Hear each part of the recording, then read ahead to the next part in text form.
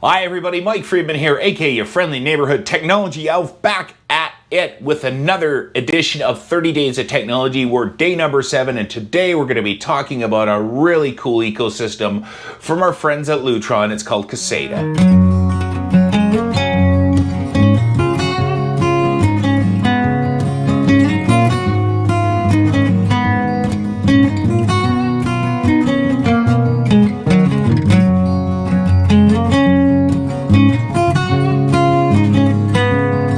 Again for joining us. Always a pleasure to be talking to you in this way. Today we're going to be talking about Lutron Caseta. Now Lutron is one of our favorite companies to work with. They make some amazing lighting control solutions, shading solutions, and a great whole home ecosystem. They have different levels of product. Caseta is their entry-level product. Phenomenal product. The stuff works great.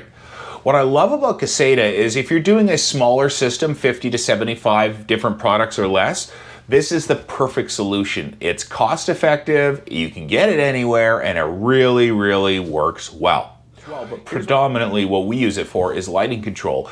And it's as easy as taking the existing switch out of the wall, replacing it with one of their switches, and there's a couple other things you have to do, like install the app and put their smart bridge in. But once you've done that, you can turn any lighting control solution into an automated lighting control solution.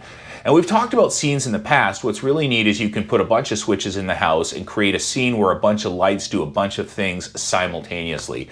And there's a bunch of different ways you can interact with the Caseta product. The first is, of course, with a light switch, a physical interface. Very traditional, but a lot of people like that, or you don't have your phone with you or whatever. It's ridiculously easy to do. It's an on-off button and a dimmer button. But taking it a step beyond that, you can also use the app to control it. You can use a remote control made by Lutron called a Pico, and that can be added anywhere.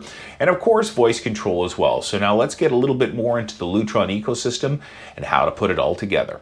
Well, Lutron stuff always starts with their Smart Bridge. And there's two different flavors. There's the regular Smart Bridge and the Smart Bridge Pro. Now, if you're thinking of adding a third-party automation solution on there afterwards, definitely want to look at the Smart Bridge Pro, but for a lot of people, a Smart Bridge is probably all you need. And then you simply add as many switches as you want, and you've created your ecosystem once you've added the app to the equation.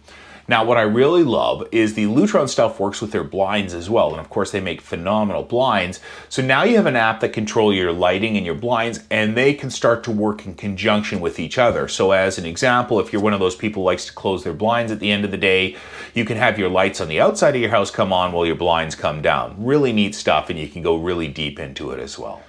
In addition to their blinds and their lighting control, as I mentioned, there is a series of remotes that you can get from Lutron called the Pico. And the Pico is a neat little remote because it'll control your lighting, it'll control your shading, and it'll even control your Sonos. And what's neat about the Lutron app is in addition to running all the Lutron stuff, it will also incorporate your Sonos as well. And if you start to throw things like a Lutron thermostat in there, you have very basic home automation, but for a lot of people that's more than enough. Just got a text from somebody really excited about their new Lutron system.